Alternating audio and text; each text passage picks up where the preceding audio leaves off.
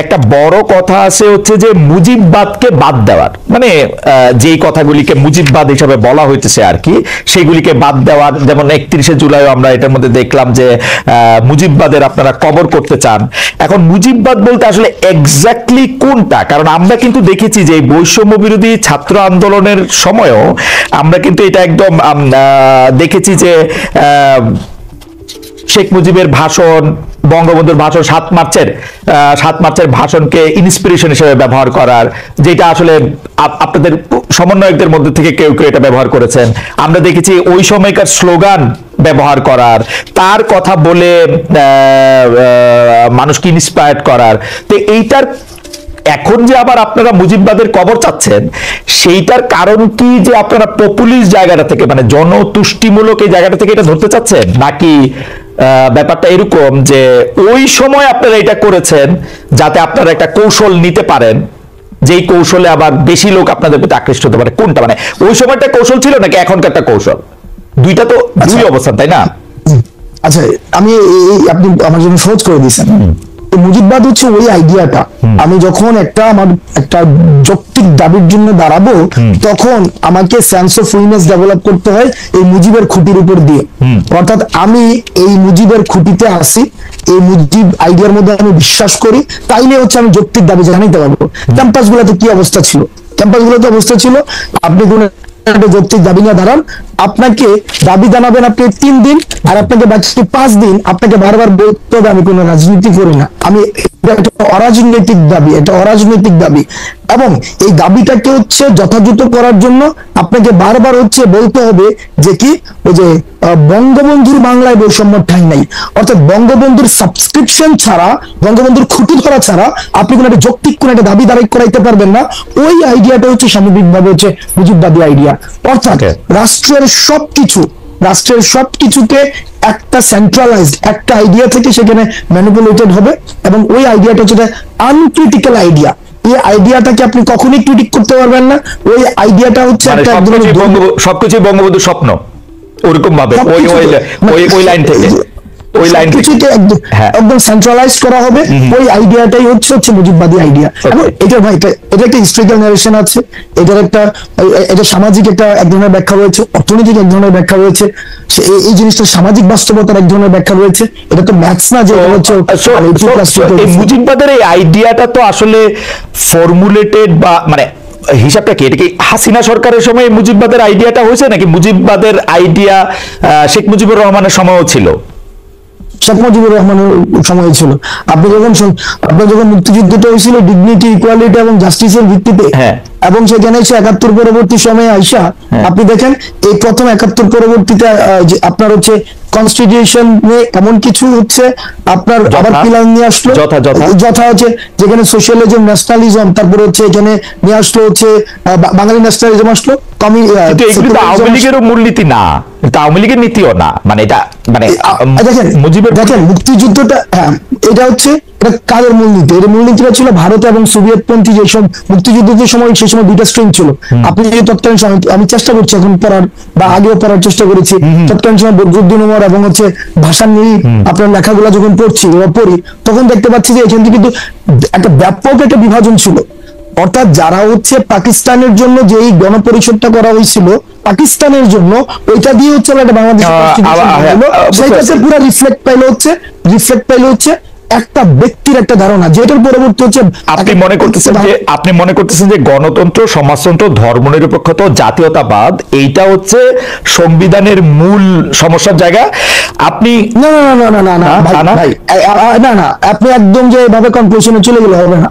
অর্থাৎ এই যে মুক্তিযুদ্ধটা হইল ডিগনিটি, ইকুয়ালিটি এন্ড জাস্টিসের ভিত্তিতে, পরবর্তীতে আপনার মুক্তিযুদ্ধের যে সকল অংশীজনের কি মতামত নিয়ে এটা হয়েছিল, নাকি পাকিস্তানপন্থী যারা রয়েছে, এটা একটা মানে এটাকে অন্যভাবে ব্যাখ্যা করার একটা সুযোগ থাকবে, কারণ এই যুগে হচ্ছে কনটেক্সট ছাড়া কথা আমি বলতে চাচ্ছি তৎকালীন সময় যে গণপরিষদটা করা হচ্ছিল, সেই গণপরিষদটা হচ্ছে এই গণপরিষদটা কি মানে কোন নির্বাচনের ভিত্তিতে হচ্ছিল? একটা ন্যাশনাল এবং প্রভিন্সিয়াল নির্বাচন, যে নির্বাচনটা আপনি একটু একটু করে বুঝায়েন আমারে, আপনার থেকে অনেক কিছু শিক্ষা গ্রহণ করার আছে আমার, মানে it's like lesson to me, it's like lesson to me. আমি আপনাকে বলি, আপনারা যে প্রোক্লেমেশনটা বানাইছেন এটা সরকারের দিবেন, বিভিন্ন পলিটিক্যাল পার্টির অলরেডি দিবেন, তাই তো? না না না না, প্রোক্লেমেশন বানানো হয় নাই। না, প্রোক্লেমেশন না, দেখেন প্রোক্লেমেশন বানায় সবাইকে দেওয়া হয় নাই, যে প্রোক্লেমেশন ফাইনাল করে সবাইকে দেওয়া হয়। ফাইনাল না, একটা ড্রাফট কি করছেন কিনা, ড্রাফট করছেন, একটা ড্রাফট ছিল এবং ড্রাফটটাকে সবাইকে পাঠানো হয়েছে যে এটা ওপেন, মানে ব্যাপারটা কি এরকম যারা আব্দুল্লাহ, যে ব্যাপারটা কি এরকম যে আপনারা একটা ড্রাফট করে পাঠাইছেন, মানে কমিউনিস্ট রেজিমে অনেকটা এরকম কথা কওয়া হইতো যে আমরা আসলে এই সভায় নেতার সিদ্ধান্ত সবাই মিলে সর্বসম্মতিক্রমে গ্রহণ করি, মানে আপনাদের সিদ্ধান্ত কি সবাই সর্বসম্মতি গ্রহণ করবে নাকি ওই ড্রাফটের মধ্যে চেঞ্জ আসবে, ওটা জায়গা আছে আছে না, ড্রাফটে যদি ড্রাফটটা যদি চেঞ্জ নাই আসতো, ড্রাফটে যদি কোনো ধরনের নাই, তো আমরা তো বলতাম যে ধরেন এই প্রোক্লামেশনটা দিলাম, এটা হচ্ছে সবাই মাইনা নেন, আমরা তো এটা বলি নাই। আচ্ছা, আমরা হচ্ছে একটা স্ক্র্যাচ এখানে ছিল এবং সবার এখানে দেখেন আপনি নিশ্চিত আপনারা যে ড্রাফটটা দিয়েছেন সেই ড্রাফটটা সবাই সবার মতামত দিয়ে আইসা 15 তারিখের মধ্যে এটা আবার সবাই মাইনা, সবাই এটার সাথে একমত হয়েও যাবে, যাদেরকে আপনারা পাঠাচ্ছেন আপনারা নিশ্চিত তাদের সাথে কথা হয়েছে আপনাদের?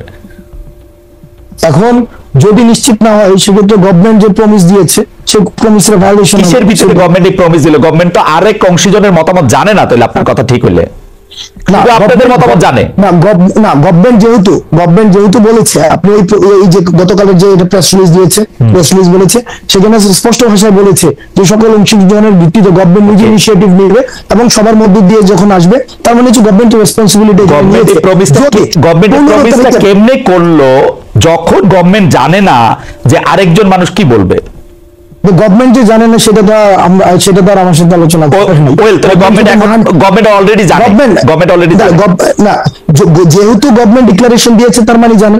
আমি যদি এটাকে আলোচনা ব্যাপারটা অবজেক্টিভ ডিসকাশনে যদি আসে, গভর্নমেন্ট দেখেন আপনি 15 তারিখের পরে যদি প্রোক্লেমেশন না হয় তাইলে কি হবে সেটা নিয়ে আপনি আলোচনা করতেছেন, আর আমি আলোচনা করছি না 15 তারিখের পরে না, কিন্তু এই যে জনাব আব্দুল্লাহ, এই আমি আলোচনা করতেছি এই প্রোক্লেমেশনটা কিসের ভিত্তিতে বা কেমনে কইরা, প্রক্রিয়াটা কি, সবার মতামত কেমনে আসবে? আমি খালি এখানে দেখতেছি আপনারা একটা প্রোক্লেমেশনের ড্রাফট করে, যেটাকে আপনি এখন স্ক্র্যাচ বলতেছেন, এইটা পাঠাইছেন বিভিন্ন লোকের কাছে। অন্য যারা অংশীজন আছে আপনারা ছাড়াও তো আরো কিছু অংশীজন থাকতে পারে, 2-1 জন অথবা অর্ধেকজন, আপনারা একজন থাকতে পারে।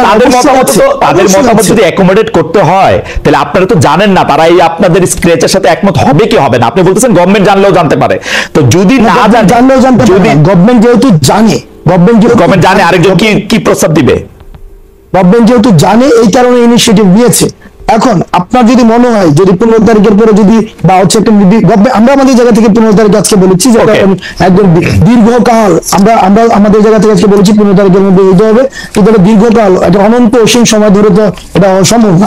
সেই জায়গা থেকে আমরা আমাদের জায়গা থেকে 15 তারিখ বলেছি, গভর্নমেন্ট যদি সেটাকে ভায়োলেট করে, গভর্নমেন্ট যদি একটা সময় বলে যে না রাজনৈতিক দলগুলো ঐক্যমত্য হয় না, সেটা হয় নাই, তো সেই জায়গা থেকে বা এই পার্টি অ্যাকোমোডেট, মানে যদি গভর্নমেন্ট যদি বলে যে এই রাজনৈতিক দল এই অংশীজন, আমার মনে হয় আপনি একটু মানে প্রক্রিয়াটার ব্যাপারে পরে নিশ্চয়ই আরো ক্লিয়ার করবেন। এখন তো এটা মাত্রই আজকে 31 তারিখ, আপনি নিশ্চয়ই 1-2-3 তারিখে আরো বেশি করে দেখবেন। এটা তো ক্লিয়ার ভাই, এটা তো ক্লিয়ার না, প্রক্রিয়াটা যে এটা কেমনে স্টেক হোল্ডারদের কাছে কি মতামত না হবে, কোন বিষয়গুলোর উপর জোর দেওয়া হবে, এটাকে ডায়লগ ভিত্তিক মতামত নেওয়া হবে, মানে সবগুলি পক্ষ কিভাবে এক জায়গায় আসবে, নিশ্চয়ই সেটা একটা প্রক্রিয়া আছে। সেই প্রক্রিয়াটা নিশ্চয়ই আপনারা ফাইনাল করবেন, আমার অসুবিধা নাই, আপনারা ফাইনাল করেন আরো, কারণ এটা তো মাত্রই আপনারা জিনিসটা সামনে আসলো।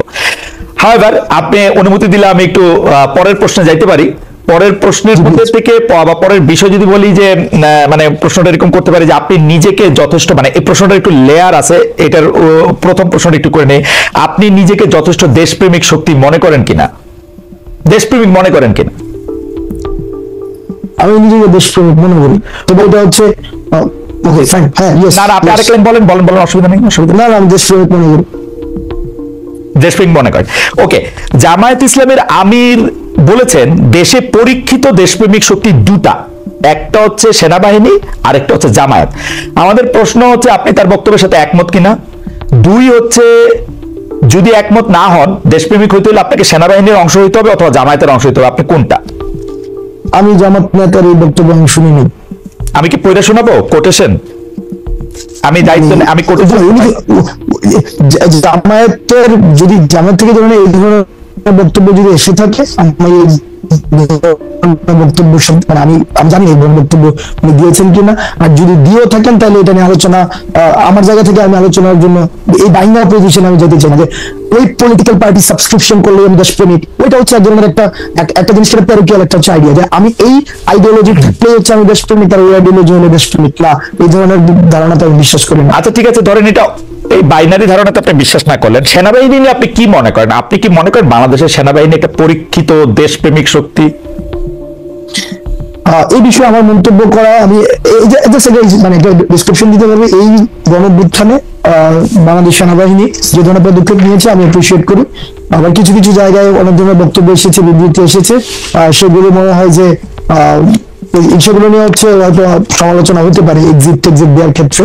তবে সেনাবাহিনীর যে ভূমিকা রেখেছে তারা 5ই আগস্টের পূর্বে, তারা মানে অন্য কোনো ডিসিশন নিতেও পারতো, দেশের পরিস্থিতির অন্যদিকে যেতেও পারতো, তো তারা সেই জায়গায় যে তৎক্ষণকার সময় যে ভূমিকাটি রেখেছে সেটির জন্য আমি সাধুবাদ জানাতে চাই। তবে সেনাবাহিনীর সার্বিক বিষয় যে এটা লিটমাস টেস্ট তো খালেদ ভাই নাই, এটা লিটমাস টেস্ট আপনি কেমনে করবেন যে ইভেন্ট বেসিসে লিটমাস টেস্ট হয় না, যে এই ইভেন্টে দেশপ্রেমিক, ওই ইভেন্টে দেশপ্রেমিক, ওইভাবে দেশপ্রেমিকের লিটমাস টেস্ট নাই। কিন্তু এখন তো ইভেন্ট বেস মানে লিটমাস টেস্টও অনেক বেশি চলতেছে, তাই না? জুলাই আগস্টে ছিলেন, তার আগে কি করছেন, হাসান সাহেব ক্রোড়পত্রে লিখছেন কিনা, এগুলিও তো নানা ধরনের মানে কথা আসতেছে, কিন্তু সার্বিকভাবে দেখার জায়গা তো সার্বিকভাবে দেখার জিনিসটা তো আসলে নাই। তো এইটা তো আসলে অনেক সময় অনেক জায়গায় অনেক হার্ট করে যে মানে ধরেন এইটা সার্বিকভাবে আপনি মানে এই সার্বিক জায়গায় যদি আপনি আওয়ামী লীগকে রাখেন, এই সার্বিকভাবে যদি আপনি এই জায়গায় গত একটা দীর্ঘ সময় ধরে যে যেই রাজনৈতিক দলের কারণে খালেদ মহিউদ্দিনরা দেশে সাংবাদিকতা করতে পারে নাই, ওদেরকে যদি সার্বিক এই এই এই এই ফরম্যাটে রাখেন, এই কম্প্রিহেন্সিভ এর ব্যাপারটা রাখেন, তাইলে আওয়ামী লীগ ছাড়া ওই সার্বিকতার মধ্যে আমি সবাইকে রাখতে চাই। এই জায়গায় আওয়ামী লীগ আসবে। আচ্ছা, আওয়ামী লীগ বাদ দিয়ে বাকি সবাইকে রাখতে চান। একটা প্রশ্ন চলে আসে যে আপনি আওয়ামী লীগকে মানে প্রশ্ন আমি অন্যভাবে করি যে ধরেন এখন